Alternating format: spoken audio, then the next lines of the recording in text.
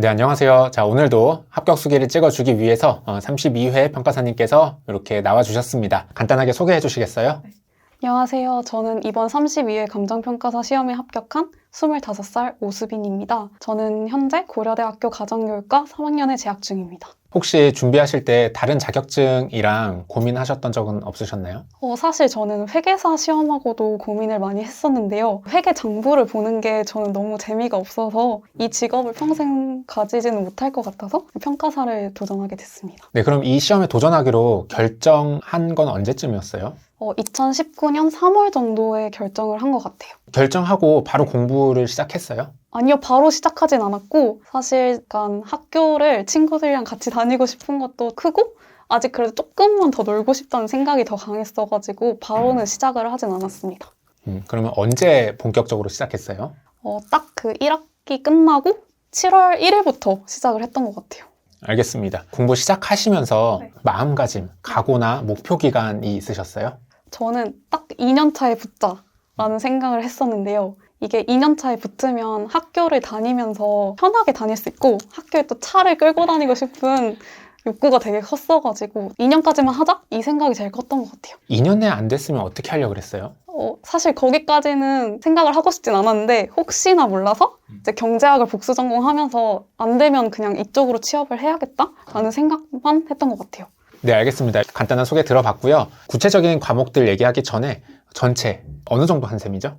저는 19년 7월부터 21년 8월까지 해서 딱 2년으로 공부했던 것 같아요. 네, 그럼 전체 공부 기간 중에 일단 1차와 2차 비율, 그리고 각 시기별로 어떤 과목 간 공부 비율, 이런 거를 먼저 거시적으로 얘기를 한번 해주실 수 있을까요? 저는 약간 멀티가 안 되는 성격이어가지고 1차를 먼저 끝내고 2차를 해야겠다라는 생각이 들어서 19년 7월부터 계속 1차만 했었던 것 같아요. 근데 제가 공부할 때 그 코로나 때문에 1차가 미뤄져서 미뤄진 기간 동안만 2차를 기본 강의 정도만 수강했던 것 같아요.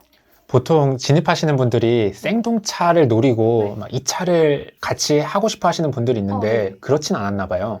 저는 정말 멀티가 안 돼서 1차를 깔끔하게 끝내고 마음 편하게 2차를 하자라는 생각이 있었고 애초에 생동차를 꿈꾸지 않았습니다. 알겠습니다. 네. 그러면은 이 전체 기간 돌이켜 봤을 때 이 1차와 2차의 공부 비중을 생각했을 때 좀 아쉬웠던 점이 있으셨을까요? 일단 제가 아무래도 1차만 한 것도 그렇고 완벽하게 하고 싶다는 생각이 너무 강해서 1차에 너무 많은 시간을 투입했던 게 조금 아쉬웠던 것 같아요. 근데 사실 이게 많이 하면 할수록 좀 불안한 게 더 커지니까 꼭 이번에 1차를 붙어야겠다는 생각이 강해지니까 공부를 많이 하면서 그걸 멈출 수가 없었어요. 뭔가 2차랑 같이 병행을 할까 싶다가도 못하겠다, 너무 불안하다 이래가지고 계속 1차만 했던 게 조금 지금 생각하면 엄청 아쉬운 것 같아요. 그래서 1차 몇 점 받으셨어요? 평균 아마 85점? 인 것 같아요. 네, 알겠습니다. 자, 1차를 85점 받으려면 어떻게 공부해야 되는지 그건 이따 한번 얘기해보고요. 기본적으로 스타일이 공부를 하면 할수록 더 불안해지는 편인가 봐요. 제가 조금 잘하는 게 있으면 그거를 완벽하게 만들고 싶어요. 안정적으로 고득점이 나올 때까지. 근데 제가 문득 드는 생각이 1차는 어차피 객관식이니까 좀 완벽주의를 가지고 공부해도 되는데 2차는 그런 완벽주의를 가지고 있으면 공부 기간이 길어지기 쉬운데 괜찮았어요? 사실 그래서 처음에는 완벽주의가 있어가지고 저를 스스로 많이 괴롭혔던 것 같은데 막판으로 갈수록 어차피 이 2차 시험은 완벽하게 할 수가 없다는 거를 깨달아가지고 그냥 이렇게 정리하다 들어가야겠다라는 생각을 한 것 같아요. 완벽주의 때문에 1차를 85점이나 받았고 그 다음에 2차에서는 다행히 그 완벽주의를 좀 버려야 된다고 깨달았다. 그거 외에 또 아쉬웠던 점이 있을까요? 일단 초반에 제가 열의가 너무 넘쳤어가지고 하루에 한 13시간 정도 공부를 했었어요. 근데 이게 좀 저를 빨리 지치게 만들었던 원인인 것 같기도 하고 그래서 소실을 치고 한 달 반을 아무것도 안 하고 놀았단 말이에요. 그 시기를 좀 더 잘 보낼 수 있지 않았을까 싶은 생각이 드는 것 같아요. 네, 일단 알겠습니다. 지금 수빈님 같은 경우는 1차 기간 1차 하고 붙은 다음에는 2차 하고 이런 거라서 약간 1, 2차 병행에 대한 얘기는 아주 깔끔하게 정리가 되는 것 같습니다. 이렇게까지 얘기해 보고요. 자, 그럼 이번에는요. 평가사님 2차 공부 어떻게 하셨는지 얘기를 좀 들어보도록 하겠습니다. 일단 2차 점수 몇 점씩 받으셨나요? 일단 실무는 44점, 이론은 54점, 법규는 64점을 받았습니다. 실무 이론이 10점 차이, 이론 법규가 10점 차이네요. 그리고 법규가 64점이라는 거는 실무 이론 꽈락만 나지 않으면 너 그냥 합격해라 라고 하는 정도의 점수를 받으셨네요. 어떻게 해서 실무는 이렇게 40점대, 이론 50점대, 법규는 60점대 이렇게 점수를 받았는지 차차 얘기해 드리도록 하겠습니다. 일단 그거에 앞서서 공부하신 3월부터 2000년 3월부터 그러니까 사실은 그때는 1차를 3월로 생각하고 공부하다가 코로나로 밀리면서 사실상 1차를 6월에 보긴 했는데 제가 알기로는 대부분의 분들이 3월에 어차피 1차 공부는 끝났고 그 다음부터 밀리는 순간부터 바로 2차를 하신 분들이 많았어요. 자, 그러면은 2차 시작을 저희가 3월부터로 생각을 해볼게요. 3월부터 시험 보실 때까지 좀 몇 개로 나눠서 각각 어떻게 하셨는지 개략적으로 듣고 싶습니다. 3월부터 2차 초시 치기 전에는 8월? 네, 8월까지는 일단 다들 실무를 먼저 시작하라고 하시더라고요. 그래서 실무 인강 듣고 공부하고 하는 게 한 50% 정도 됐던 것 같고요. 그리고 법규는 기본 강의를 듣고 복습하는 정도? 이게 한 40% 정도 됐던 것 같고 이론은 사실 크게 비중을 두지는 않아서 한 10% 정도? 딱 강의 듣고 복습은 할 때도 있고 안 할 때도 있고 이랬던 것 같아요. 알겠습니다. 이론은 이렇게 극단적으로 안 해도 괜찮다고 생각을 하셨어요? 제가 합격 수기를 보니까 이론은 그렇게 다들 초반에는 엄청 투입을 하지는 않으시더라고요. 그냥 대세를 따라가는 게 맞지 않을까 싶어서 그렇게 했어요. 네, 알겠습니다. 그 다음에 초시를 봤어요. 초시 몇 점 나왔어요? 초시는 실무는 31.5, 이론은 33, 35, 그리고 법규가 43점 이렇게 나왔어요. 네, 뭐 별로 의미 있는 점수는 아니군요. 자, 넘어갑시다. 자, 그럼 초시 보고 그 다음부터는 또 공부를 어떻게 했어요? 일단 초시 보고 저는 사실 한 달 반을 쉬고 다시 11월 1일부터 공부를 시작을 했어요. 근데 이때는 이제 실무를 똑같이 한 40% 정도 하고 법규도 한 40% 하고 대신 이제 이론을 강의를 다시 듣고 문제가 어떤 류가 나오는지 딱 그 정도까지만 봤던 것 같아요. 언제까지 그렇게 패턴으로 공부를 했나요? 그게 한 2월까지는 주로 대부분 혼자서 공부를 했고요. 2월부터는 이제 개별 스터디를 구해서 스터디원들이랑 같이 공부를 했어요. 왜 개별 스터디를 시작하셨어요? 이게 실무는 솔직히 혼자 풀어도 충분히 계획에 맞춰서 하는데 이론이랑 법규 같은 경우에는 혼자서 하려고 하면 잘 안 되더라고요. 그래서 좀 자극도 받고 같이 하고 싶은 마음이 커가지고 스터디를 구하게 됐습니다. 끝날 때까지? 네, 시험 전날까지 했었어요. 그럼 이렇게 전체 어쨌든 흐름을 요약해보면은 초시 볼 때까지는 어쨌든 강의 듣고 그리고 그 다음부터는 약간 문제 풀고 하면서 혼자 문제 풀 수 있는 정도 실력을 만들어 놓고 그 다음은 개별 스터디 하면서 계속 문제풀이 하면서 시험 볼 때까지 봤다. 굉장히 심플하고 어떻게 보면 좀 정석적인 패턴이었던 것 같아요.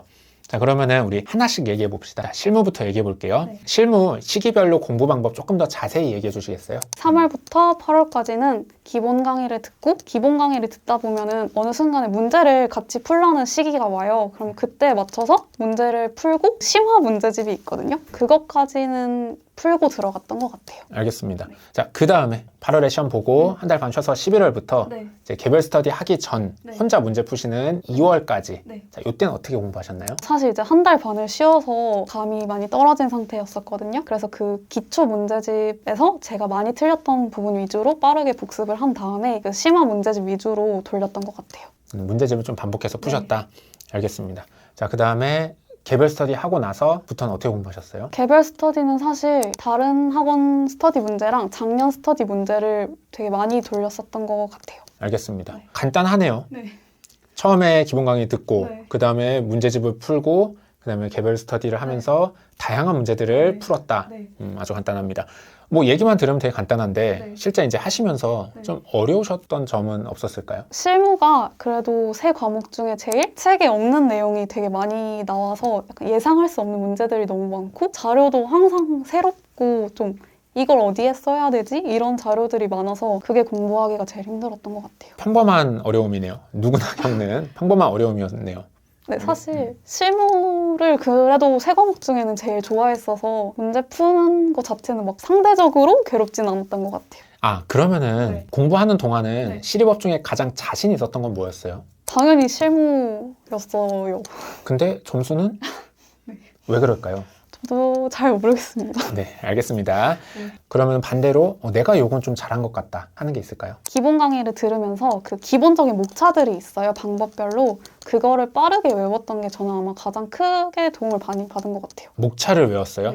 그거를 목차를 외우면은 뭐가 좋아요? 사실 실무는 자료를 어떻게 해석하는지가 가장 중요하잖아요. 그냥 보면 이게 무슨 자료인지 파악하기가 되게 힘들단 말이에요. 근데 목차를 외우면은 그래도 이거는 어디에 쓰면 되는 자료다, 이거를 조금 빨리 파악할 수 있어가지고 그게 좋았던 것 같아요. 알겠습니다. 그러면은 얘기를 들어보니 실무 풀 때 되게 중요한 거는 자료를 어디에 쓸지를 파악하는 거? 처음에 답지를 베껴보라는 조언도 되게 많았었는데요. 그러면 저는 그 자료를 제가 스스로 해석하지는 못할 것 같다는 생각이 들어서 많이 틀렸지만 처음에 자료만 보고 내가 외웠던 목차 중에서 그 자료를 어디에 쓸 수 있을지를 생각을 많이 했고요. 그리고 내가 틀리더라도 바로 답지를 보고 왜 암기하려고 하는 게 아니라 이 자료를 이래서 여기에 썼구나? 이거를 생각을 되게 많이 했던 것 같아요. 생각을 많이 하시는 스타일이군요. 알겠습니다. 약간 저랑도 좀 비슷한 느낌이 있는 것 같아요. 자, 그러면은 실무를 공부하실 때 중요하다고 생각되는 점 하나만 짚어주시면 뭐가 있을까요? 이게 제가 잘했던 점이랑도 연관이 되는데요. 초반에 최대한 빨리 목차를 외웠던 게 다음에 문제풀이에서도 계속 도움이 됐어서 목차를 꼭 외우시는 걸 전 추천드리고 싶어요. 근데 많은 분들이 펜이 안 나간다, 이런 얘기를 많이 하시거든요. 처음에 실무 풀 때. 그런 적은 없으셨어요? 이게 제가 계속 반복해서 얘기하는 거긴 한데 목차를 외우지 않으면 자료 그림이랑 숫자가 많은 그런 문제지랑 다를 바가 없단 말이에요. 근데 이제 목차를 외우면 그 자료가 어디에 쓰이는지 알 수 있으니까 그리고 답안지를 채우기도 훨씬 수월하니까 펜은 나가겠지. 네, 일단 펜이 나가는 게 제일 중요한 것 같아요. 알겠습니다. 그리고 말하다가 생각이 난 건데 이게 실무가 어려운 이유가 자료가 너무 많으니까 헷갈린단 말이에요. 그래서 목차를 먼저 외우잖아요. 그럼 내가 사례를 선택할 때는 그 주석이라고 해야 되나? 거기에 사례라는 그런 글자가 있는 자료만 먼저 보고 시점 수정을 해야 되면 시점 수정이랑 관련된 자료를 또 찾아서 보고 이렇게 약간 분설해서 하면은 조금 당황하는 게 없었던 것 같아요. 알겠다. 이 평가사님이 지금 실무를 그냥 문제 많이 풀었는데요. 그냥 저 혼자 풀다가 사람들이랑 같이 풀었어요. 이렇게 얘기를 할 수 있는 이유가 처음에 실무 습관이 잘 들었던 것 같아요. 그러니까 평가사님이 방금 해준 얘기가 대부분의 사람들이 좀 어느 정도 깨닫고 났을 때 하는 얘기인 것 같거든요. 뭐냐면은 문제를 그냥 쭉 읽으면서 문제에 휘둘리는 게 아니라 내가 어떤 틀을 갖춰놓고 거기에 필요한 자료들만 갖다 본다?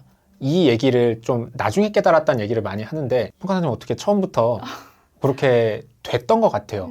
그래서 어렵지 않게 그냥 반복하고 많은 문제 접하고 이러고 시험을 봤다.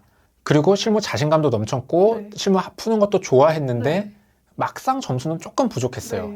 이건 또 왜 그럴까요? 이게 제가 시험장에서 3번 문제를 계산을 하는데 중간에 풀다가 틀린 거를 깨달은 거예요.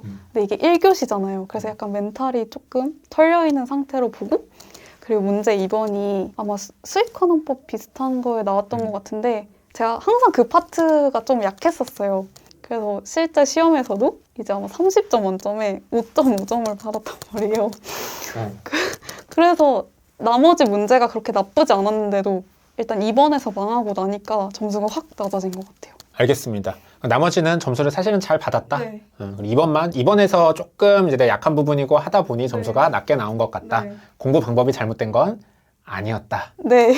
알겠습니다.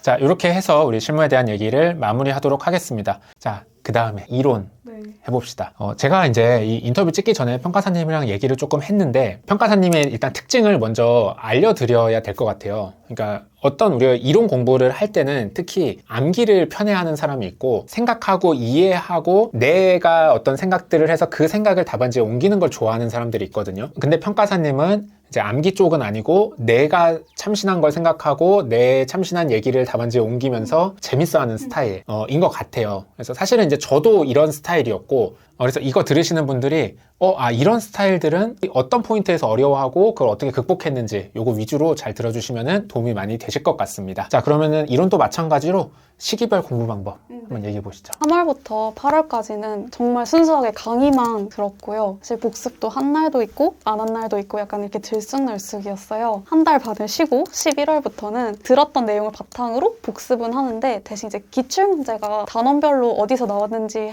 알려주는 그 표가 있었어요. 복습할 때 그냥 펴놓고 어디까지는 쓸 수 있겠다? 그냥 그 정도만 봤던 것 같아요. 알겠습니다. 네. 뭐 기출문제 강의를 듣고 그러진 않았어요? 네, 사실 저는 시중에 있는 강사님들이랑은 조금 스타일이 다른 것 같아서 따로 강의를 듣지는 않았어요. 오히려 그러면은 제가 생각할 수 있는 폭이 더 좁아진다고 느껴서 따로 강의는 듣지는 않았어요. 알겠습니다. 네. 자, 그래서 기출문제를 2월까지는 좀 푸셨고 네. 그 다음에 개별 스터디를 조직하셨잖아요. 네. 자, 그 다음은 또 어떻게 하셨어요? 다른 분들은 또 어떤 특정 강사님을 들으셨거든요. 그래서 그 강사님의 목차 문제 같은 게 있어요. 그래서 그거를 목차랑 키워드를 잡아보고 서로 단톡방에 올려서 이게 맞나? 아닌가? 이런 걸 서로 얘기하는 그 정도를 초반에 했었고요. 그리고 나중에 가면 갈수록 스터디 문제를 여러 번 풀면서 공부를 했던 것 같아요. 실무는 항상 풀로 풀었었는데 이론은 목차랑 키워드만 한 날도 있었고 풀로 써본 날도 있었고 이것도 약간 유동적으로 했던 것 같아요. 이론도 간단하네요. 처음에 별 생각 없이 강의 듣고 네. 복습하고 기출문제 풀어보면서 어느 정도 실력을 끌어올린 다음부터는 많은 문제들을 풀어봤다. 굉장히 쉬워 보이는데요. 네. 사실 이제 이 중에도 어려움이 많았겠죠? 네. 좀 어려웠던 점이 있으셨나요? 일단 제일 어려웠던 거는 저는 좀 생각을 많이 하려고 하고 굳이 암기가 필요 없다고 처음에는 생각을 했었어요. 그러다 보니까 목차나 키워드를 잡을 때 이렇게 아는 내용이 그러니까 체화된 내용이 많지가 않으니까 그 시간 내에 목차랑 키워드를 짜는 게 너무 어려운 거예요. 그래서 일단 그게 제일 어려웠고 그 다음에는 스터디 점수가 계속 안 나왔던 게 제일 저를 스트레스를 많이 받게 했던 것 같아요. 아, 그러면 우리 첫 번째 시간 내에 못 들어왔던 거. 네. 자, 요거는 그럼 어떻게 해결하셨어요? 사실 이거는 암기가 안 돼 있어서 였다고 생각이 들었어요. 왜냐면 너무 아무것도 없는 상태에서 쓰려고 하다 보니까 잘 안 됐던 것 같아서 기본적인 목차랑 키워드 정도는 암기하려고 했어요. 아, 이론은 초반에 진짜 암기를 안 했다가 네. 뒤늦게 암기의 필요성을 느껴서. 그럼 이 얘기 갑자기 또 해봅시다. 분량을 못 채웠어요. 네. 그거는 어떻게 해결하셨어요? 분량을 못 채웠던 거는 문제가 전부 다 이해나 참신한 생각을 요구하는 문제는 아니더라고요. 보다 보니까. 그래서 암기를 해서 바를 수 있는 문제가 분명히 있어요. 그래서 그 문제 같은 경우에는 무조건 암기를 해서 최대한 빨리 쓰고 나머지를 좀 많이 쓰려고 했고 그리고 예시를 많이 생각을 했어요. 한 줄로 그냥 쓰면 한 줄로 끝나는 걸 예시를 쓰면은 두 줄, 세 줄 이렇게 늘릴 수가 있잖아요. 그래서 예시를 많이 생각하려고 했던 것 같아요. 그게 분량 늘리기에는 굉장히 좋습니다. 예시가. 네, 이렇게 해서 분량이 부족한 걸 해결하셨다고 합니다. 자, 그 다음에 스터디 점수 잘 안 나오신다고 하셨죠?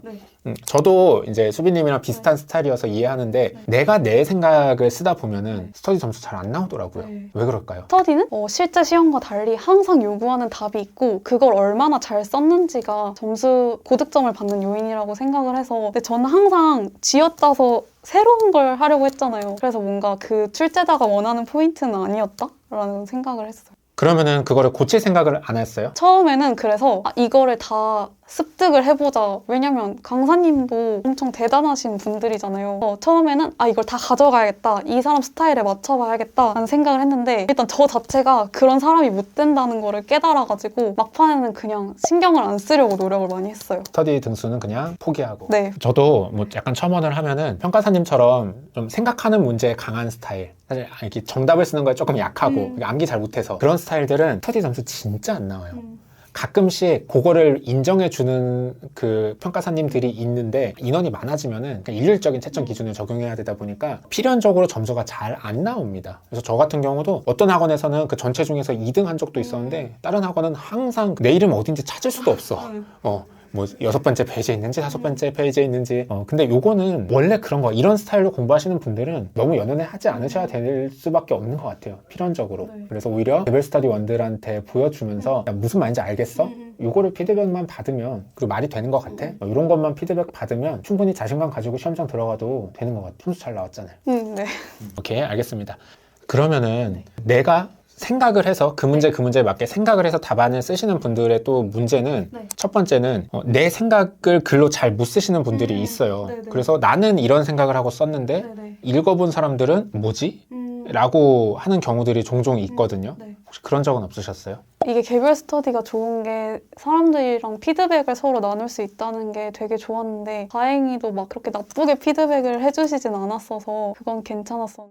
자, 그럼 반대로 난 이건 잘한 것 같다 네. 라고 하시는 게 있을까요? 크게 잘했다고 생각하는 거는 처음에 스터디 문제를 다 공부하시는 분들도 있잖아요. 저는 제 능력도 안 되고 그리고 제가 이해되지 않는 거를 외울 수는 없는 타입이어가지고 기본서에 있는 내용이 문제로 나오면 그 문제는 가져가려고 했는데 뭔가 논문에 나오는 문제라던가 좀 참신한 문제들 같은 거는 사실 최대한 버리려고 했던 것 같아요. 근데 대부분의 분들이 네. 이거 가르쳐 주는 건데 네. 강사님이 가르쳐 주는 거니까 네. 어떻게든 이해해서 네. 가져가려고 하다가 이해가 안 되면 암기해서 가져가려고 하는 게 조금 더 일반적인 것 네. 같은데 버릴 생각을 어떻게 하셨어요? 이게 제가 계속 말씀드리지만 제 스스로 납득이 가지 않는 답안을 잘 못 써서 외워서 쓴다고 해도 뭔가 티가 날 것 같은 거예요. 아, 이 사람 좀 외워서 쓰는 거구나 이런 생각을 하실 것 같아서 저는 과감하게 버렸어요. 내가 납득하지 못하는 거는 어차피 나는 그런 답안 잘 못 쓰기 때문에 포기다.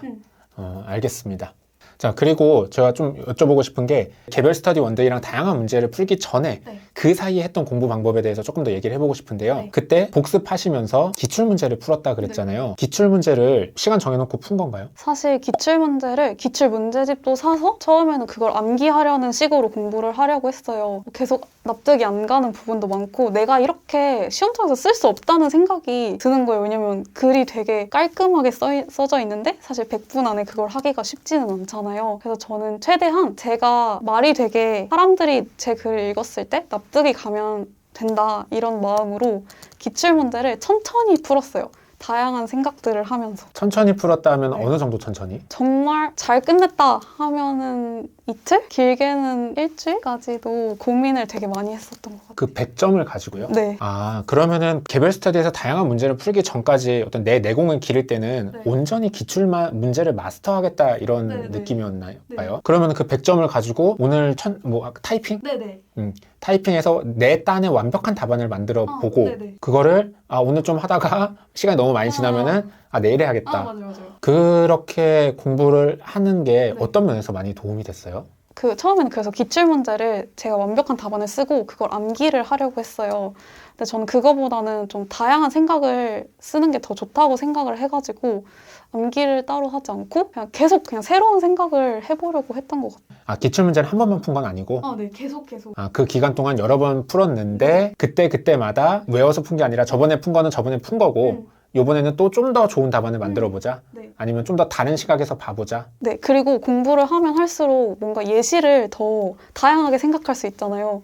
그래서 그 내용도 좀 추가해보고 싶고 이건 그때는 말이 되는 것 같은데 지금은 별로 말이 안 되는 것 같다 이렇게 생각이 드는 것도 있어서 계속 새로 써보려고 했어요. 그러면은 일부러 좀 다른 시각에서 보려고 다른 목차를 잡으려고 노력을 한 거예요? 네, 그래서 그 기출 문제집도 초반에만 그냥 슬쩍 보고 답을 보진 않았어요. 제가 쓰고 읽었을 때 말이 되는 것 같아 이러면 그냥 쿨하게 넘겼던 것 같아요. 자, 그럼 마지막으로 네. 우리 이론 공부할 때 네. 중요하다고 생각되는 점 딱 하나만 뽑아 주시겠어요?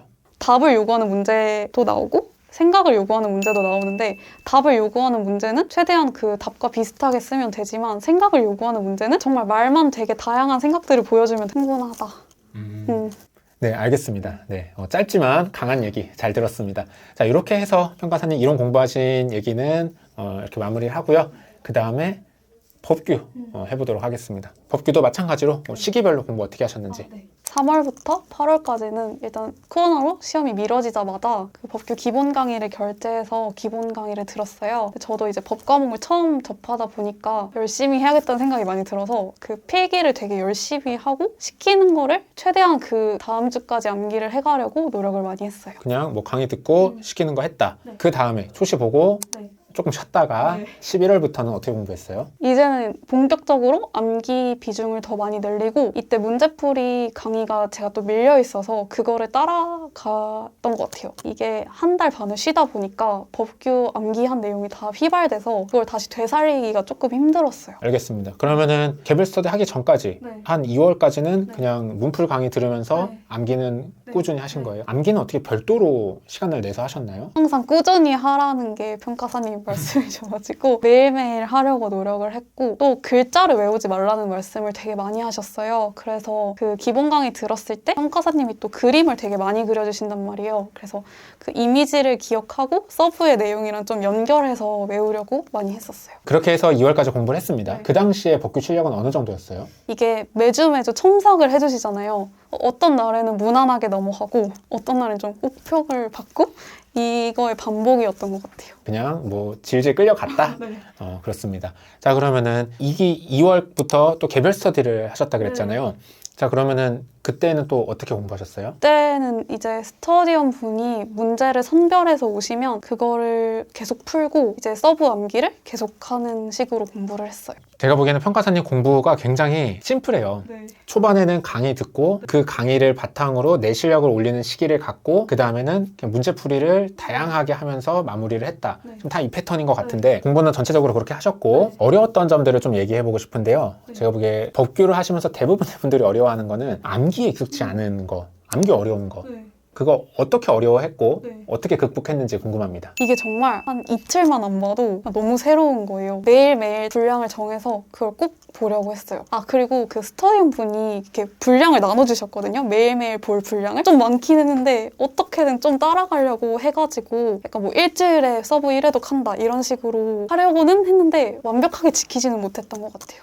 도움이 많이 됐나요? 사실 엄청 많이 됐죠. 왜냐면 혼자서 하면은 약간 합리화하는 게 있잖아요. 오늘 이만큼 했으면 좀 나 많이 했네 이런 게 있는데 일단 기준이 너무 빡세다 보니까 어떻게 해도 잘 안 되니까 그래도 최대한 빨리 보자 이런 식으로 좀 하게 됐던 것 같아요. 놓지 않고. 알겠습니다. 암기는 그렇게 하셨고 네. 그 다음에 제가 또 여쭤보는 건데 보통 암기를 해달라 이렇게 얘기를 하면은 가장 많은 분들이 함정에 빠지는 게 그 이제 글자를 외우시는 거 이해를 못하다 보니까 그런 분들 많거든요. 어떻게 하셨어요? 이게 항상 강의를 할 때 그림을 그려주시잖아요. 뭐 이게 화살표나 아니면 키워드 같은 걸 적어주시니까 그 이미지를 최대한 기억하고 이런 내용이 있었지 하면서 서브랑 같이 보면서 최대한 그 이미지를 기억하면 키워드가 나올 수 있게 그렇게 연결을 시키면서 공부를 했던 것 같아요.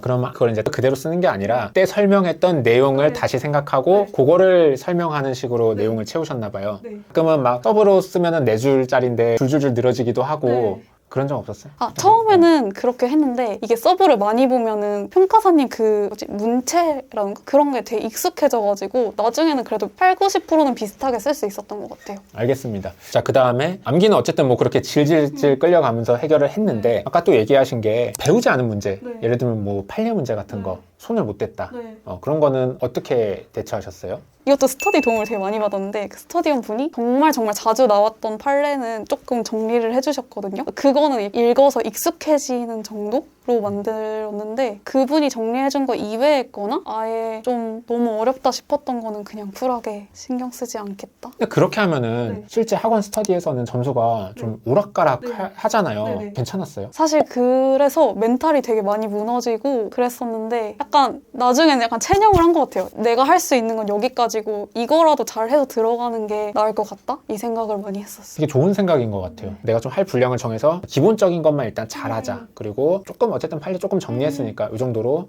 승부를 보자. 이렇게 생각하는 게 좋은 것 같아요. 전체적으로 스터디 등수는 크게 연연을 하지 않았고 연연할 수도 없었겠네요. 네, 그냥 스트레스만 조금 받고 근데 어쩔 수 없다고 생각한 것 같아요. 알겠습니다. 자, 어려웠던 점과 그 어려웠던 점을 어떻게 대처했는지 얘기를 들었고요. 그 다음에 반대로 이번에 잘한 점. 이 유튜브에 나와서 이 얘기를 하기는 조금 너무 그렇긴 한데 강사를 잘 선택한 게 굉장히 도움이 됐다고 생각을 많이 했어요. 어떤 면에서요? 이게 공부를 할 때 중요한 거를 정리를 하고 그걸 되게 많이 보는 게 중요하잖아요. 딱 평가사님이 2년차에 맞는 분량을 정리해 주시고 그걸 계속 암기하도록 해주셔서 그게 제일 좋았고요. 그리고 사실 저는 그 이미지로 기억하는 걸 되게 좋아했는데 평가사님이 그 맛보기 강의에서도 되게 도식화를 많이 해서 가르쳐 주시더라고요. 그게 기억하기 더 편했던 것 같아서 평가사님을 만난 게 제일 잘했던 점 같습니다. 부끄러워하지 마세요. 네. 다른 강사님이 나쁘다는 게 네, 아니잖아요. 네, 네, 네. 나랑 잘 맞았다는 네. 거고 제가 그리고 약간 조금 첨언을 하면 저도 사실 수빈님 같은 네. 스타일이었어요. 외우는 거 되게 못해하고 네. 생각하는 거 좋아하고 그래서 제가 이제 3년차가 된 사람이기 때문에 이런 분들은 아마 수빈님 제 강의 안 들었으면은 복귀 점수 그렇게 안 나왔을 맞아요. 수도 있거든요. 네. 그러니까 이거는 뭐 제가 대단하다기보다는 딱 나 같은 사람한테 이제 실패를 하지 않도록 해줘서 그게 도움이 되지 않았을까라고 생각을 합니다. 다른 강사님들도 다 너무 좋으신 분들이에요. 네. 자, 그 다음에 또 잘한 점. 암기를 정말 놓지 않고 매일매일 한 거? 암기 싫어하는 사람에게는 매일매일 숙제처럼 암기를 하는 것밖에는 방법이 없죠. 그래도 확실히 개별 스터디를 해서 분량을 정해놓고 하니까 더 잘 할 수 있었던 것 같아요. 개별 스터디 활용을 굉장히 네. 운 좋게 네. 이렇게 잘 하셨네요. 자, 그러면은 그 암기를 매일 놓지 않고 한 게 잘했다고 하는데 어떻게 했는지 좀 더 구체적으로 알려주시겠어요? 일단 기본 강의 듣고 처음에는 좀 손에 익게 해서 암기를 해야 된다고 생각을 해서 처음에는 좀 목차랑 키워드를 안 보고 쓰는 정도? 그렇게 외우려고 했고 조금 더 가니까 입으로 말할 수가 있게 되잖아요. 입으로 많이 외우려고 했고 그리고 문제를 풀면서 외워지는 것도 있단 말이에요. 그래서 풀로 쓸 때 또 한 번씩 써보면서 외우고 이런 식으로 했던 것 같아요. 마지막에는 암기 어떻게 하셨어요? 마지막에도 계속 입으로 하고 그리고 그때 제가 집에 같이 가시는 분이 있었는데 그분이 이제 뭐 재결 신청 청구 이러면은 지하철에서 이렇게 목차랑 키워드 말하는 식으로 그렇게 했던 것 같아요. 네. 뭐 재밌게 암기하셨네요. 네, 훌륭합니다. 암기는 이렇게 하셨다고 하고요. 자, 그리고 또 잘한 게 있다면요. 그리고 그 법조문 열심히 외운 거. 어떻게 도움이 됐어요? 이게 법조문을 외운 게 사실 법규보다는 이번 시험에서는 이론에 되게 도움이 많이 됐었거든요. 그 평가사님이 서브에 정리해주신 그 감정평가 윤리였나? 그런 게 있었었는데 그거 서브도 봤는데 대신 그 법조문도 되게 많이 봤었거든요. 근데 이론에 나와가지고 그 내용을 그대로 많이 썼는데 점수가 높게 나와서 그러면은 네. 법규 법전 볼 때 네. 어떻게 봤었고 네. 어떤 식으로 본 게 도움이 됐었는지를 좀 얘기해 주시겠어요? 그 이제 평가사님이 알려주신 대로 처음에는 조 제목 외우고 그 다음에는 키워드 외우고 나중에는 입으로 이렇게 반복하는 식으로 했었고 이것도 그 아까 집에 같이 가셨던 분이 45조 뭐야? 이러면은 이제 내용 이렇게 얘기하고 이런 식으로 했었어요. 그렇게 공부하는 게 도움이 많이 됐다? 네. 알겠습니다. 이렇게 해서 잘한 점까지 얘기를 들어봤고요. 법규에서 좋은 점수를 받기 위해 이제 중요하다고 생각되는 핵심 포인트 짚어주시죠. 스터디 문제를 열심히 한 건 아니지만 그래도 풀긴 풀었잖아요. 근데 이제 예시 답안을 보면 좀 괜찮은 문장들이 있어요. 그런 거는 이제 평가사님이 주신 서브에 한두 줄 정도 추가해서 봤던 거? 그게 일단 제일 도움이 많이 됐고 그리고 답안을 쓸 때 그 앞에 좀 이론적인 내용? 내가 알고 있는 내용을 조금 더 첨언해서 썼던 게 좀 고득점에 도움이 됐던 것 같아요. 일단은 그 다른 강사님들 답안 보면서 좋은 점을 이제 얹어 놓는다. 그거는 되게 중요한 것 같아요. 사실 이제 제 서브는 좀 2년차 분들을 위한 약간 55점 받을 정도의 수준이거든요. 그래서 거기서 좀 더 고득점을 받고 싶으면 내가 좋은 걸 옮겨 놔야 되는 거는 맞는 것 같고요. 그 다음에 이론적인 걸 첨언했다 그러는데 그거 얘기를 조금 더 해주실 수 있나요? 이론적인 거는 안 외운 건데 안 외운 건데 쓸 수가 있어요? 그게 따박따박 외우는 게 아니라 그 평가사님이 설명할 때 좀 부연 설명식으로 해주신 게 있잖아요. 근데 이런 것도 다 서브에 적혀 있단 말이에요. 암기를 따박따박 외워야 되는 부분 말고 그 옆에 이제 추가적으로 설명을 해주신 부분을 읽기만 했어요. 근데 이것도 자주 읽으면은 약간 전체가 떠오르진 않아도 키워드 정도는 떠오른단 말이에요. 근데 이번 시험에서 내가 이 내용은 활용할 수 있다는 생각이 들어가지고 바로 써줬어요. 어떤 문제? 이의신청 문제에서 앞에 맨 처음에 강학상 이의신청과의 차이를 먼저 밝혀주고 그 다음에 이제 그 서브 내용을 붓을 했는데 그 문제에서 점수를 좀 높게 받았던 거 보면은 이론적인 내용도 많이 써주시는 게 좋을 것 같아요. 아마 이제 제가 강사로서 첨언을 생각해보자면 기본적인 내용을 일단은 단단히 하고 그 다음에 이제 플러스 알파를 얹으면은 이제 그만큼이 고득점이 된다. 이렇게 보면 될 것 같아요. 맞나요? 네. 알겠습니다. 자, 그러면은 이렇게 해서 법규에서 중요한 점까지 마무리를 했습니다. 자, 이렇게 해서 법규 얘기까지 들어봤는데요. 지금까지 제가 얘기를 들으면서 느낀 거는 너무 무난하게 흘러왔다는 느낌? 그냥 뭐 강의 듣고 나 혼자서 실력을 조금 늘린 다음에 그 실력으로 다양한 문제를 접하면서 시험 봤다. 네. 근데 대부분은 네. 이렇게 물 흐르듯이 흘러가지 않거든요. 네. 뭔가 중간에 좌절스러운 네. 이슈들이 발생하고 중간에 큰일 났다, 공부 잘못했다 라는 것도 발생하고 그런 것들이 있어야 되는데 없었어요, 그런 것들. 그런 막 좌절과 고난, 역경. 사실 저는 공부 자체를 하는 것도 물론 힘들지만 제 멘탈이 되게 약해서 그 멘탈을 부여잡는 게 조금 힘들었어요. 공부 방법 얘기할 때는 얘기를 많이 안 하지만 막 스터디 하다가 막 울고 학원에서 울고 막 이런 적도 많았단 말이에요. 왜 울었어요? 나는 분명히 일주일 동안 공부를 했는데 문제를 못 풀잖아요. 그럼 나는 일주일 동안 뭐 한 거지? 이런 생각을 초반에 되게 많이 했었단 말이에요. 몇 기쯤? 그래도 1기까지는 아마 책을 보고 쓸 수 있어가지고 그때까지는 괜찮았는데 2기, 3기 넘어가니까 진짜 멘탈이 와르르 됐던 것 같아요. 실무는 어쨌든 잘 했을 테고 이론과 법규? 나는 공부를 스스로는 맞게 한다고 생각을 하는데 그 스터디에서는 항상 낮은데 스터디를 항상 또 잘 보시는 분들이 계시잖아요. 이게 맞는 건가? 이런 생각을 할 때가 좀 많았어요. 오, 그거 진짜 힘들죠. 네. 어떻게 됐어요? 결국에는 손을 놓게 되죠. 네. 저도 그랬어요. 네. 이게 그러니까 암기를 중심으로 좀 하시는 분들은 스터디에 맞춰서 딱딱딱 단계별로 하시는데 수빈님이나 혹은 저처럼 내가 말이 되게 쓰고 내가 납득해야지만 쓰고 그냥 이런 사람들은 스터디 점수랑 힘겨울 때가 있죠. 그래서 그거는 방법이 없죠.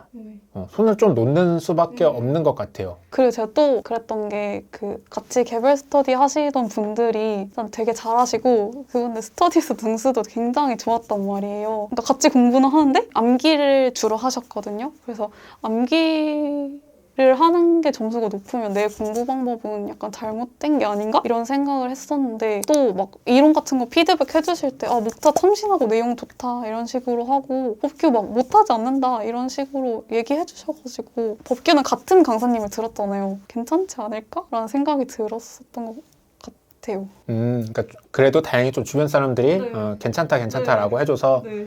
버틸 수 있었다. 혼자였으면은 그렇죠. 어렵겠다. 알겠습니다. 그 개별 스터디에 대한 얘기가 되게 네. 많이 나오는데 개별 스터디 어떻게 굉장히 많이 도움이 됐나 봐요. 네. 그럼 그 개별 스터디는 어떻게 조직이 됐고 어떤 조직원들이 있어서 시너지가 난 것 같은지 두 가지 일단 궁금합니다. 일단 스터디를 구한 거는 안평가사님 수강생 톡방에서 문제 같이 푸실 분을 구한다고 해서 저도 그때 약간 해이해지기 시작하는 상태여가지고 같이 하면 좋겠다라는 생각이 들어서 들어가게 됐고요. 제일 좋았던 점은 그분들이 너무 열심히 하니까 나도 그리고 진도를 같이 좀 저도 피해는 되지 말아야겠다는 생각이 있잖아요. 그래서 그냥 같이 쫓아가려고 하다 보니까 좀 좋은 시너지가 나지 않았나 하는 생각이 듭니다. 그러면 이 얘기를 들으면 많은 분들이 개별 스터디를 좀 잘 활용해야겠다라고 생각하시는 분들이 있으실 텐데 어떻게 개별 스터디가 진행이 됐고 다 괜찮았었는지 뭐 이건 좀 별로였었는지 이런 것들을 얘기해 주시면 앞으로 개별 스터디 짜서 공부를 하시려는 분에게 도움이 될 수 있을 것 같아요. 처음에는 줌으로 했었거든요. 그래가지고 아침에 문제 같이 풀고 밥 먹고 목차 짜고 쉬고 목차 짜고 이런 식으로 약간 하루 종일 줌을 거의 활용해서 많이 했었어가지고 그게 좀 더 앉아있을 수 있는 운동력이 되지 않았나 싶어요. 뭐 밥 먹을 때 잠깐 끄고 뭐 몇 시부터 일어나니까 그때까지 하고 저녁에는 뭐 법규 하니까 그때 들어오시고 약간 이런 식으로 했었어가지고 어땠어요? 그 줌으로 하는 게 요즘에 이제 굉장히 트렌디한 방법이잖아요. 뭐 장단점 같은 게 있나요? 장점은 집에서도 같이 공부하는 느낌을 낼 수 있고 실시간으로 질의응답, 그러니까 서로서로 의견을 나눌 수 있다는 거? 그거는 좋았던 것 같고 사실 지금 생각해보면 단점은 그렇게 크게 없었던 것 같아요. 알겠습니다. 네. 자, 그 다음에 줌으로 끝까지 했나요? 이거 또 사실 좀 웃기긴 한데 그 다른 스터디원 분들이 인천에 사셨거든요. 저는 서울에 살았단 말이에요. 그래서 제가 막판에 한 달 반? 2달 정도는 제가 인천으로 가서 같이 시간 맞춰서 문제를 풀었었어요. 줌으로는 안 돼서? 네. 왜요? 그러니까 좀 실전 같은 느낌을 내고 싶었어가지고 그렇게 했던 것 같아요. 알겠습니다. 막판 한두 달 정도 스퍼트를 같이 내줄 수 있는 그런 팀이 있는 거는 꽤 좋은 방법인 것 같아요. 그러면 문제는 하루에 실 2법을 다 가져와서 풀었어요? 그 시기별로 초반에는 뭐 어떤 식으로 문제를 풀었고 초반에는 실무는 강사님 2분 자료를 구해가지고 같이 풀고 그때 아마 초반에는 이론이랑 법규는 약간 징검다리식으로 했었던 것 같아요. 그래서 그것도 다 스터디 문제를 갖고 와서 풀었던 했던 것 같고 스터디 문제는 저희 스터디장님이 선별을 해주셔가지고 그 문제를 같이 풀었어요. 이론 법규는요? 이런 법규는 그 스터디원분들이 듣는 강사님의 스터디 문제랑 법규도 그렇게 스터디 문제로 다 했던 것 같아요. 초반에는 법규는 기출도 같이 가져와가지고 뭐 한 문제는 스터디 문제, 한 문제는 기출 문제 이런 식으로 풀었었어요. 초반에는 이론 법규를 그럼 썼었어요? 초반에는 법규는 썼던 것 같고 이론은 그래도 막 쓴 날도 있고 안 쓴 날도 있고 이랬던 것 같아요. 그러면은 그 다음 패턴이 있었나요? 그리고 그 다음부터는 이제 실무 풀고 이론은 목차 키워드 잡고 사실 법규는 이제 저희가 서브가 다 똑같다 보니까 풀로 쓸 필요를 그렇게 많이 못 느껴가지고 그것도 이제 목차랑 키워드만 잡는 식으로 매일 했었던 것 같아요. 그럼 막판에는요? 막판에도 사실 실무는 그냥 풀로 풀고 이론은 최대한 그 많은 문제를 목차 키워드를 잡는 식으로 했고 법규도 목차 키워드를 잡는 식으로 했어요. 그리고 막판에는 또 암기를 많이 했어야 돼가지고 암기도 많이 했어요. 스터디 팀원들이랑 암기했어요? 사실 그분들은 이미 암기가 저 세상 그분이라서 저만 그냥 이제 정해준 분량을 이렇게 했던 것 같아요. 알겠습니다. 자, 이렇게 해서 개별 스터디에 대한 얘기까지 조금 더 심도 있게 얘기를 해봤습니다. 참고로 여기 개별 스터디 팀원은 전원 합격 스터디죠. 네. 보통 잘 되는 스터디는 다 붙어요. 전원 합격이 되는 경우들이 많죠. 그렇습니다. 자, 1차 공부 방법 얘기해 보도록 하겠습니다. 7월부터 시작하셨으니까 7, 8, 9, 10 해서 3월까지면은 8개월 1차 하셨네요. 네, 1차를 좀 많이 하셨습니다. 물론 이제 아까 얘기하신 것처럼 멀티가 안 돼서 1차만 깔끔하게 붙고 2년차 붙기로 하셨으니까 그렇게 하셨습니다. 자, 일단 시기별로 어떻게 공부하셨는지 좀 얘기를 듣고 싶습니다. 처음에 뭐부터 공부하셨나요? 저는 일단 법을 접해본 적이 없어서 민법을 먼저 들었고요. 그리고 회계도 되게 회계에서 과락이 많이 나오더라고요. 그래서 일단 민법이랑 회계를 먼저 하자고 생각을 했고 그리고 경제는 사실 제가 그 진입을 하기로 하면서 1학기 때 학교에서 미시경제학을 수강을 했었어요. 그래서 뭔가 조금 미뤄도 되지 않을까라는 생각을 했고 그리고 학원론이랑 관계법규도 좀 나중에 해도 되지 않을까라는 생각을 해서 회계랑 민법을 먼저 시작하고 그게 어느 정도 완강이 될 때쯤에 나머지 강의를 듣기 시작을 했어요. 그러면 강의 들으면서는 그냥 강의만 쭉 들었어요? 아니면 뭔가 정리했어요? 문제도 같이 풀었어요? 사실 제가 처음에 계획을 했을 때는 문제도 같이 풀어야겠다 이렇게 생각을 했는데 이게 1, 2, 3강을 듣고 4, 5, 6강을 들으면 1, 2, 3강 내용이 다 날아가는 거예요. 일단 한번 빠르게 돌리는 게 저는 더 나을 것 같다고 생각을 해서 빠르게 강의만 수강을 했습니다. 알겠습니다. 네. 자, 그러면 기본 강의 다 들었어요? 네. 그 다음엔 어떻게 했어요? 그 다음에 바로 문제풀이 강의가 열려가지고 문제풀이 강의를 수강을 했는데 이게 문제풀이 하려고 기본 강의 책을 폈는데 아무것도 기억이 안 나는 거예요. 그래서 거기서 약간 좀 당황을 했는데 그냥 문제풀이 강의를 그래도 쭉 따라갔던 것 같아요. 그 다음에 문제풀이도 그러면은 그 과목 나눠서 했어요? 문제풀이 할 때는 5과목이잖아요. 그래서 하루에 2과목씩 계획을 짜가지고 뭐 어느 날은 회계 민법 했으면 그 다음날은 뭐 과목별이랑 경제하고 이런 식으로 좀 나눠서 했었어요. 알겠습니다. 그러면은 문풀까지 한번 다 따라갔어요. 그렇다고 해서 뭐 공부가 완성되진 않잖아요. 그 다음에는 어떻게 했어요? 이 강의가 좋다고 느꼈던 게 문제풀이를 할 때 중요한 개념을 또 다시 짚어주시고 그 문제를 풀어주시니까 조금 이제 감이 온 것 같았어요. 근데 이제 사실 객관식은 전 좀 양측이라고 생각을 해서 이제 기출문제집이랑 거기에 없는 뭐 타시험 기출 같은 것도 조금씩 풀면서 좀 빨리 풀 수 있도록 했던 것 같아요. 기출문제집을 샀어요? 그 문제풀이 할 때 딸려있는 그 문제집을 풀었어요. 계속. 그럼 문제집 안에서 기출문제 위주로 본 거예요? 네네네. 다른 문제 안 풀고? 그러니까 처음에는 우리 시험 기출만 먼저 완벽하게 하자. 그래서 하다가 이게 어느 정도 된 것 같으니까 완벽주의가 있잖아요. 그래가지고 다른 시험 기출들도 이제 좀 찾아서 풀기 시작했던 것 같아요. 알겠습니다. 자, 그렇게 해서 문제집 위주로 해서 문제집만 많이 돌렸다. 그러고서 시험 봤더니 85점이 나왔다. 알겠습니다. 그러면은 각 과목 공부할 때 예를 들면 일단 경제 요렇게 공부하는 게 참 도움이 됐다. 경제는 그래프랑 수식을 활용하는 게 되게 많잖아요. 그래서 이제 그래프랑 수식을 최대한 빨리 이렇게 튀어나올 수 있게 좀 체화를 많이 시켰던 게 도움이 된 것 같고 사실 문제를 많이 풀어보는 게 제일 도움이 되는 것 같아요. 오케이. 자, 그 다음에 이제 회계는 요렇게 했더니 도움이 많이 됐다. 회계도 사실 양치기를 하다 보면은 그 딱 어느 경지에 오르면은 감이 딱 와요. 이게 뭘 물어보는 거구나 하는 느낌이 대충 와가지고 그러니까 기본적인 문제를 얼마나 빨리 정확하게 풀 수 있는지가 제일 중요하다고 생각해서 숙달을 많이 시키시는 게 중요할 것 같아요. 양치기로 숙달. 오케이. 자, 그 다음에 민법. 민법은 제가 들었던 강사님이 따로 판례 노트라는 거를 이제 주셨거든요. 근데 그 분이 좋았던 게 다 이제 갑을 해놓고 약간 도식 그 이미지로 해가지고 사실 그 이미지를 자주 보려고 했어요. 그랬더니 좀 판례 문제가 나와도 이렇게 쉽게 답을 고를 수 있었던 것 같아요. 그렇게 어떤 판례를 도식으로 이해하고 받아들이면 문제 풀기가 쉬웠다. 알겠습니다. 자, 그 다음에 감관법. 감관법은 사실 너무 어렵고 내용도 너무 많고 지엽적이어가지고 사실 다른 과목은 기본 강의 문제풀이까지만 했었는데 감관법은 그 막판 정리까지 다 들었어요. 그 강사님 있잖아요. 그분이 다 노래를 만들어주시고 그리고 그 똑같은 내용을 좀 더 이렇게 컴팩트하게 하면서 계속 반복을 또 시켜주신단 말이에요. 그래서 그 강의를 좀 자주 듣고 암기도 이것도 꾸준히 했어요. 암기를 꾸준히 하고 했더니 좀 좋은 결과가 나온 것 같아요. 알겠습니다. 그 다음에 학원론. 학원론은 사실 이제 기출문제가 몇 개 안 되니까 이게 사실 제일 양치기를 많이 한 것 같아요. 몇 개 안 되는 기출문제 그냥 많이 돌렸다? 알겠습니다. 자, 그 다음에 반대로 네. 과목별로 네. 와, 이렇게 공부하다 큰일 날 뻔했다 하는 포인트. 자, 경제부터. 제일 1차 수기가 약간 이렇게 하면 안 된다의 정석이라고 생각을 하거든요. 왜요? 왜? 제가 좀 어떤 과목을 잘하면 고득점을 받고 싶어하는 그 욕심이 되게 크단 말이에요.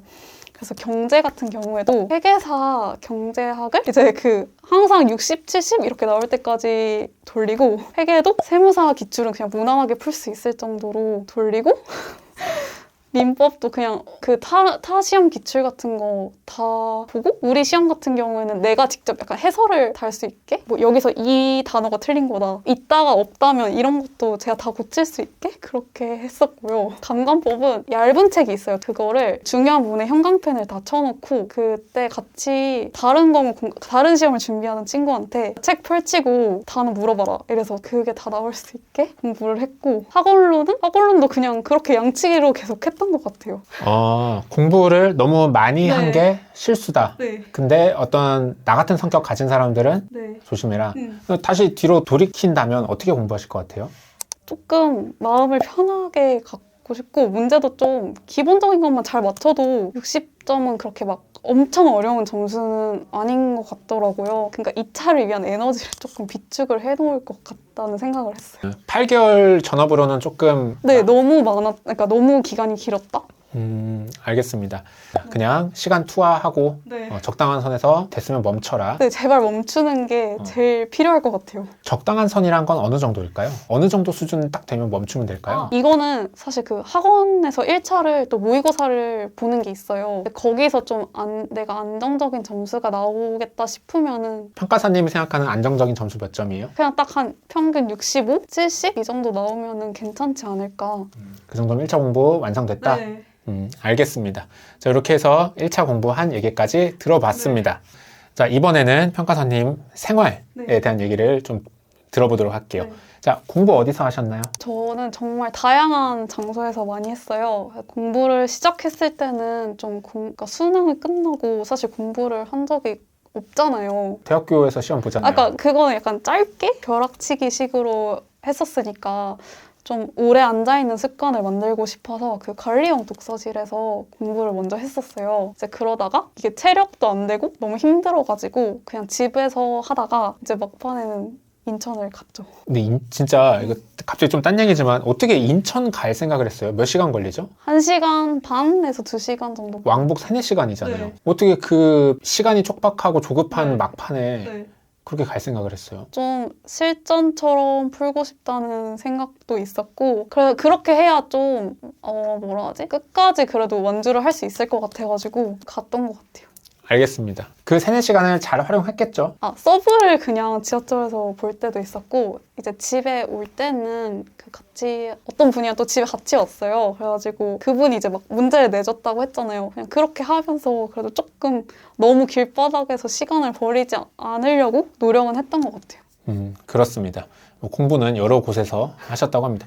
집에서 할 때는 잘 됐어요?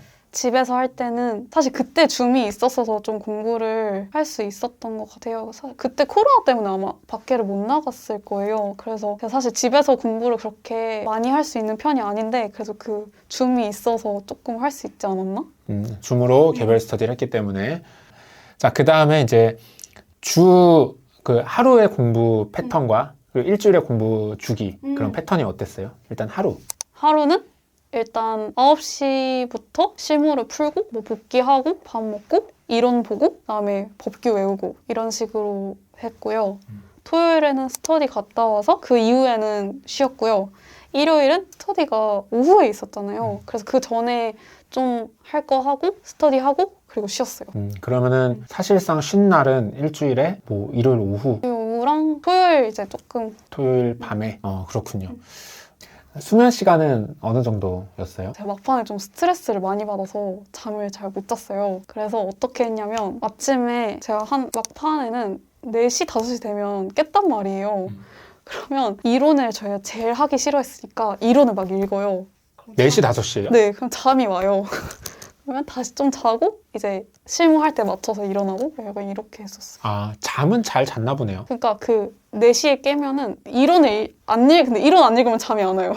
아니, 그거 말고 보통 잠을 못 잔다라고 얘기하면 잠을 아예 못 자는 거. 잠을 못 들진 않았나 봐요. 그게 잠을 못 들었던 시기도 있고 일찍 깼던 시기도 있었어요. 잠을 못 들었던 시기에는 뭐 4시가 돼도 잠이 안 와서 살짝 자고 다시 시작하고 이럴 때도 있었고. 어떻게 했어요? 사실 잠을 못 자서 네. 오는 그 약간 짜증과 네네. 머리가 안 돌아가는 느낌과 네. 그 모든 것이 다 하루 종일 짜증나는데 네네. 어떻게 했어요?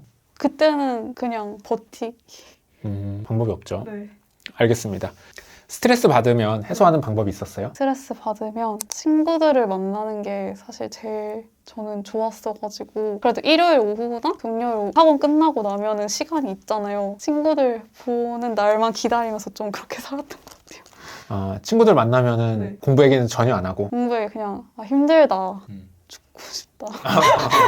그냥 그런 얘기 하는데 그냥 사실 맛있는 거 먹고 이러면은 좀 기분이 좋아지고 일주일 동안 항상 공부 얘기만 하잖아요. 근데 오히려 다른 얘기를 할 수 있어서 더 좋았던 것 같아요. 술을 마시거나 술은 막 그렇게 많이 마시진 않았어요. 알겠습니다. 네. 자, 그 다음에 뭔가 공부 진짜 하기 싫다. 하기 싫어서 손 놓은 적. 사실 저는 그 아침에 실무 풀고 이런 게 있었으니까 아예 놓지는 않았는데 대신 밤에 공부를 일찍 접은 적도 되게 많았고 사실 그 공부 슬럼프보다는 멘탈을 잘 못 잡아서 그것 때문에 스트레스를 받았던 게 더 많았던 것 같아요. 멘탈 무너졌으면 어떻게 해요? 울어요. 울면 회복돼요? 아니요? 그러면요? 그냥 울고 그러게요. 어떻게 버텼을까요? 그냥 할 일이 쌓여 있으니까 네. 울면서 했나요? 네, 근데 사실 머리에 들어오지는 않았어요. 근데 그냥 켜놓고라도 있었던 것 같아요. 알겠습니다. 네. 뭐 그런 정신적 스트레스가 있었지만 그것 때문에 공부를 안 하지는 않았다. 막 아예 오늘 안 할래 이거까지는 없었던 것 같고 안 되지만 그냥 이렇게라도 안 읽히지만 그냥 봤다. 알겠습니다. 뭐 되게 중요한 얘기인 것 같습니다. 사실은. 네. 그렇습니다. 자, 이번 시간에는요, 간단한 에피소드, 우리 편하게 한번 얘기해 보도록 합시다. 자, 시험 전날, 평가사님 멘탈이 약하시잖아요? 시험 전날은 어땠어요? 시험 전날에는 이렇게 얼레벌레한 상태로 들어가도 되나? 라는 생각을 제일 많이 했던 것 같아요. 본인이 완벽주의자니까 완벽하게 정리 안 된 상태에서 들어가도 되는지 알겠습니다. 자, 잠은 잘 잤어요? 잠도 잘 못 잤던 것 같아요. 내일이 오는 게 너무 무서워가지고 약간 생각을 좀 많이 했었던 것 같아요. 벌써 약간 사실 아직 시험 보지도 않았는데 떨어지면 1차부터 다시 해야 되잖아요. 막 그런 생각도 엄청 많이 들고 그랬었어요. 정말 그렇습니다. 멘탈이 거의 뭐 바스라져 가는 상태에서 일단은 전날을 보냈습니다. 혹시 뭐 시험을 대비해서 그럼 본인이 멘탈 약한 거 아니까 이걸 대비해서 뭔가 특단의 조치를 취하거나 그랬던 게 있어요? 아니요, 사실 저는 제가 할 수 있는 게 없을 것 같다고 생각을 해서 그냥 이제 흘러가는 시간에 맡기자 이러고 있었던 것 같아요. 알겠습니다. 자, 그리고 이제 그 다음에 그 다음날 어쨌든 눈을 뜨고 시험장에 갔습니다. 그래서 실무 이 시험 문제를 받았어요. 자, 어땠어요? 여기 밑에 보면은 몇 페이지가 있는지 숫자로 나오잖아요. 저는 26페이지는 본 적이 없었거든요. 살면서 한 번도? 어떻게 해야 되지? 약간 이 생각이 먼저 들었던 것 같아요. 그러니까 뭐 어떤 문제부터 먼저 풀어야 될지 그 생각을 되게 많이 했어요. 어떻게 했어요? 근데 저는 항상 4, 3, 2, 1 이런 식으로 4, 3, 1, 2 이런 식으로 풀었었거든요. 그래서 그때도 4번 먼저 풀고 3번 풀고 1번 풀고 2번 풀고 이렇게 그 루틴을 지키려고 했어요. 페이지 수는 와 너무 많은데? 처음 보는데? 하지만 나는 그냥 간다. 그렇게 했어요. 네, 대신 좀 빨리 풀어야겠다는 생각을 해서 원래 좀 디테일한 거를 많이 쓰려고 하는데 그건 좀 버려야겠다 그 생각은. 오케이. 자, 그러면 4번을 네. 먼저 봤겠네요. 네. 자, 4번 봤어요. 네. 이게 그 검토하는 시간에 문제 이렇게 호다닥 보잖아요. 근데 이제 저는 4번을 먼저 맨날 풀었으니까 4번을 먼저 봤는데 보습이는 또 아는 한 번은 풀어봤던 문제인 거예요. 그냥 이대로 가면 되겠다 해서 4번을 먼저 풀었고요. 2차 초시를 볼 때도 4번을 먼저 풀었는데 생각보다 거기서 시간을 좀 많이 써가지고 앞에 문제를 많이 못 풀었었거든요. 근데 이것도 약간 최대한 빨리 컷을 해야겠다 이랬었던 것 같아요. 그래서 4번은 뭐 한번 풀어봤던 문제니까 네. 중간에 별다른 이슈는 없었고 약간 헷갈리는 것도 그냥 이거는 좀 빨리 풀어야겠다 4번이니까 그래서 고민을 많이 안 하려고 했던 것 같아요. 뭐 정확하게 고민해서 푸는 것보다는 좀 스피드가 중요한 문제다라고 판단을 했다고 합니다. 네. 4번 시간 얼마나 걸렸어요? 4번 딱 5분에 끊고 여기까지 선방했다 이러면서 3번에 들어갔어요. 근데 사실 3번에서 중간에 제가 풀다가 이거 아닌데 싶은 거예요. 어느 포인트에서? 그러니까 이게 토지 이렇게 여러 개 있었잖아요. 근데 제가 그러니까 2번 토지를 풀고 있었는데 1번 사례 선정이 잘못됐다는 걸 깨달은 거예요. 그래서 거기서 약간 멘탈이 털리고 다 이렇게 두 줄 쳐가면서 수정을 하고 그냥 약간 이것도 원래는 숫자를 정확하게 맞춰야겠다, 비슷하게 맞춰야겠다 이 생각이 들었는데 이걸 한번 고쳐야 되니까 그냥 빨리 완주만 하자 이런 식으로 풀었던 것 같아요. 이것도 이제 뭐 고민하는 포인트가 있으면은 그냥 빨리빨리 해결하고 속도로 3번은 얼마나 걸렸어요? 그래서 여기서 시간을 좀 많이 썼던 것 같아요. 좀 오바돼서? 알겠습니다. 자, 그래서 풀고 네. 자, 이제 1번으로 왔어요. 네. 자, 1번으로 왔는데 시간이 얼마나 남았었어요? 그것까지는 막 정확히 기억은 안 나는데 그래도 막 너무 부족하진 않다? 이게 딱 이 정도였던 것 같아요. 그리고 1번은 그래도 제일 전형적인 문제잖아요. 그래서 풀고 근데 여기서 그 키워드를 다 적어달라고 했었단 말이에요. 사례 선정 이유였나? 그래서 그냥 딱 단어 한 개씩만 탁탁탁탁 쓰고 넘어갔어요. 그렇게 해서 시간을 좀 맞추려고 했던 것 같아요. 근데 이거는 또 제 기억으로는 시상가액이 그래도 괜찮게 나왔어요. 1번은 나쁘지 않다. 이러고 이제 넘어갔던 것 같아요. 알겠습니다. 근데 1번이 보통 이제 시간이 많이 부족해서 자료양이 많다 보니까 그거에 대해서 좀 힘들어하는 사람들이 많았던 것 같은데 그런 거는 별로 없었어요? 그냥 와다다다다 최대한 빨리 이 생각만 가지고 푼 거예요? 네, 여기서 선정 사유랑 제외 사유를 반드시 기재할 것이 그 기타 사항이 있었잖아요. 그래서 저는 그냥 이것만 제대로 써주고 넘어가자. 계산은 틀을 다 너무 기본적인 형태라서 틀은 다 맞출 수 있을 것 같아가지고 선정 및 제외 사유 잘 쓰고 틀 원래 하던 대로 잘 하자. 그냥 그렇게만 생각하고 풀었던 거예요. 알겠습니다. 사실 양이 많았지 문제 자체에서 어려운 포인트는 조금 없었을 수 있죠.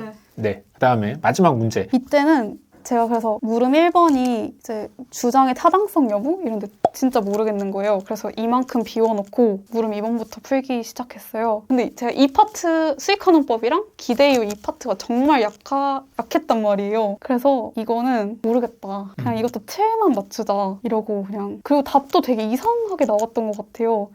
근데 이제 어떻게 쓰고 딱 보니까 1번을 써야 되는데 시간이 딱 2분 남은 거예요. 그래서 이것도 그냥 정말 뭐라도 쓰자? 이런 식으로 하고 넘어갔던 것 같아요. 시간이 너무 없어서 시간에 무조건 칼같이 잘랐네요. 네. 그리고 그나마 그 물음 4번의 적산법의 장단점 이건 이론에서 많이 봤던 내용이라서 여기서 조금 많이 쓰고 대신 1번을 거의 한 4줄? 이렇게 썼던 것 같아요.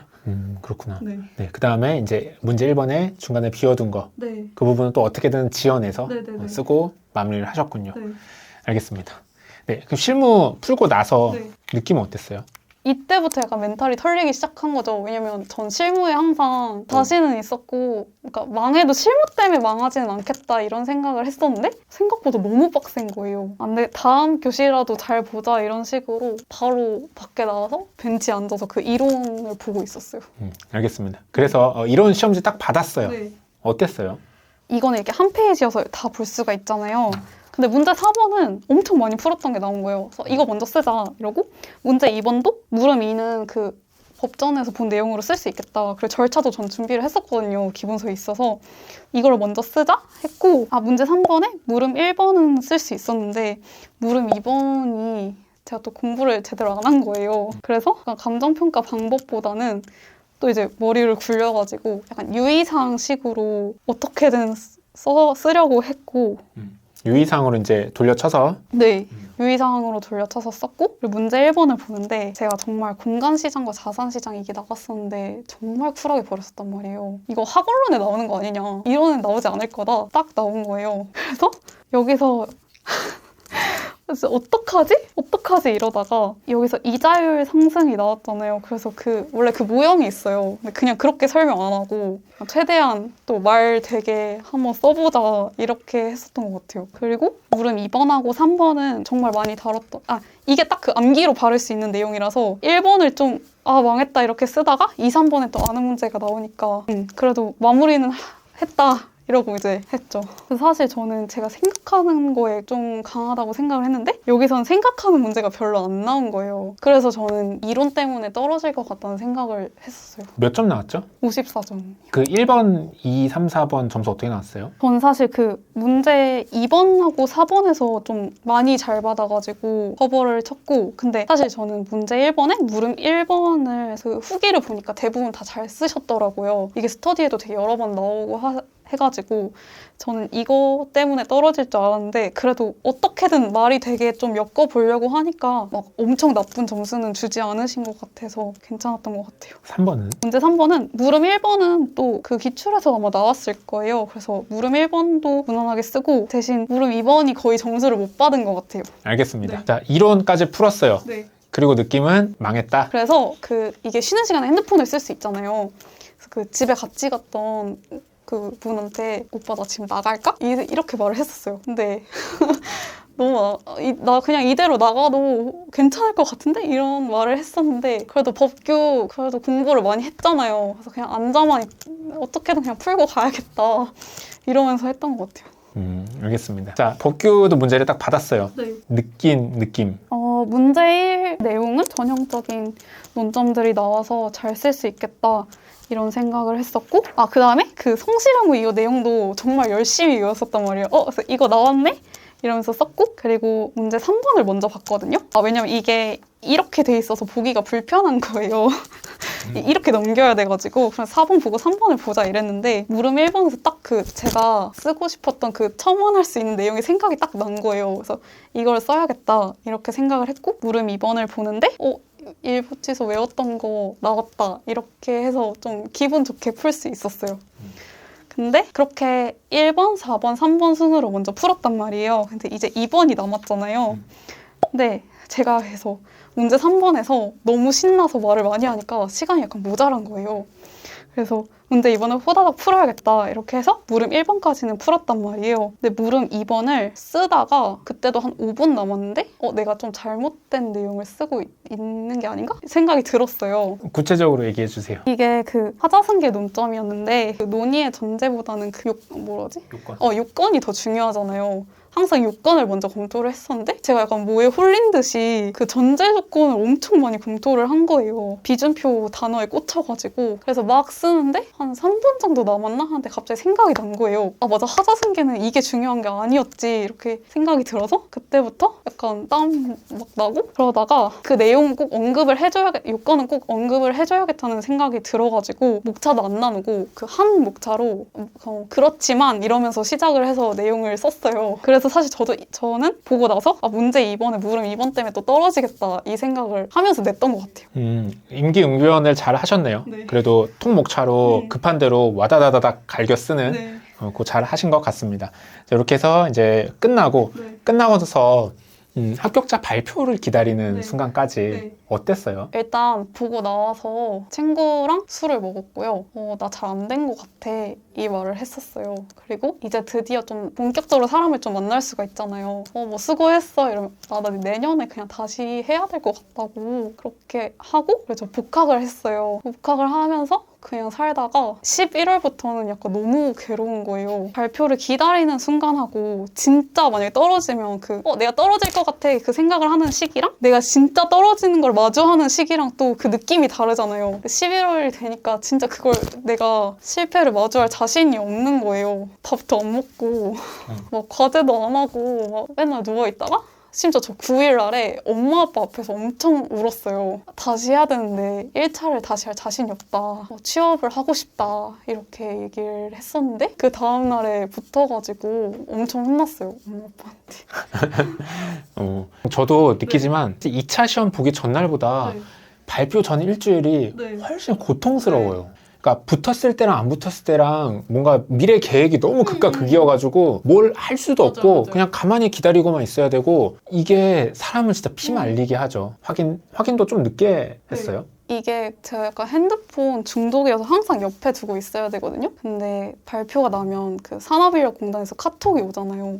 텅 빈 카톡방을 보낼 자신이 없는 거예요. 그래서 핸드폰도 저기 멀리에 충전을 해놓고 저 학교 수업을 듣고 있었어요. 근데 이제 아버지가 제 수험번호를 아셔가지고 확인을 먼저 하신 거예요. 그래서 이제 어머니한테 전화를 해서 그래서 알게 됐어요. 제가 합격했다는 걸.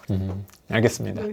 네, 다시 한번 축하드립니다. 네. 자, 그럼 오늘 우리 여기까지 해서 수험생활의 경험들 많이 알려주셨는데요. 네. 마지막으로 우리 수험생 분들에게 네. 좀 해주고 싶은 얘기 있다면 일단 저희가 기본 강의 문제풀이 하고 나면 사실상 스터디로 계속 이어져 가는 시스템이잖아요. 그 등수에 되게 예민해질 수밖에 없을 것 같아요. 근데 정말 저 같은 사람도 붙었으니까 일단 스터디 등수에 너무 연연하지 않았으면 좋겠고, 그리고 두 번째로는 약간 저같이 멘탈이 약한 사람들한테 해주고 싶은 말인데요. 막판이 되면은 사실 계속 그런 생각이 들어요. 나 지금까지 한 게 너무 없는 것 같은데 시험을 볼 수 있을까? 이런 생각이 드는데 생각보다 그 커리큘럼이 다 잘 돼 있고 그걸 따라오는 것만으로도 되게 많이 갖고 계신 거거든요. 그래서 좀 자기를 믿고 할 수 있다고 좀 생각을 하고 하시면 더 좋을 것 같아요. 알겠습니다. 자, 여러분들한테 이런 얘기 해드렸고요. 자, 마지막으로 오늘 합격 수기를 찍으신 소감. 네, 제가 먼저 얘기를 하겠습니다. 평가사님 보니까 좀 저 같은 유형의 사람들이 있었던 것 같아요. 그러니까 암기하는 거 되게 힘들어하고 생각하고 이해하고 납득해야지만 뭔가를 할 수 있고 이런 특성의 분들이 있습니다. 그래서 이런 분들이 어느 포인트에서 어려워하고 그리고 그거를 또 어떻게 극복하고 좋은 결과를 맺었는지 이런 얘기들을 들려드릴 수 있어서 저는 정말로 좋은 기회였다고 생각을 합니다. 평가사님은요? 네. 일단 제가 말을 잘 했는지를 잘 모르겠고 일단 유튜브 데뷔한 게 너무 기쁘고요. 그리고 저도 사실 3개월 동안 공부를 안 하면서 많이 까먹었었는데 이렇게 공부를 했던 순간들을 돌이켜보는 것도 되게 의미가 있는 것 같고, 네, 그냥 제가 열심히 살지 않았다고 생각했는데 다시 말해보니까 나 좀 괜찮게 살았네라는 생각이 들어서 전 되게 좋은 시간이었던 것 같아요. 자, 그 다음에 아주 간단한 변해편으로 평가사님이 레딧에서 이제 제 강의만 들으셨어요. 그때는 저밖에 강의가 없었기 때문에 그래서 제 강의를 듣는 후배분들한테 조금 조언과 혹은 도움이 될 수 있는 얘기를 해주신다고 합니다. 평가사님 강의를 듣고 스터디에 가면 이게 괴리가 굉장히 좀 커요. 왜냐면 판례 위주로 수업을 하시는 분이 아니고 좀 기본적인 내용으로만 수업을 하시기 때문에 조금 처음에 갔을 때는 약간 이거 어떻게 하지? 이런 생각이 드실 수가 있어요. 근데 너무 부담 갖지 마시고 그냥 기본적인 내용을 얼마나 빨리 잘 쓸 수 있는지가 제일 중요하니까 믿고 따라가시면 될 것 같습니다. 그리고 실력이 좀 올라오면은 그때 네, 실력이 조금 올라오시면 그 나중에 봐도 사실 충분하다고 생각을 하거든요. 그래서 일단 강의 들으시면서 기본적인 내용 얼마나 잘 많이 암기하는지가 중요하니까 암기를 잊지 않고 꼬박꼬박 해주시면 좋을 것 같습니다. 네, 알겠습니다. 예비 후배 평가사님들에게 해줄 얘기는 여기까지 하도록 하겠습니다. 감사합니다.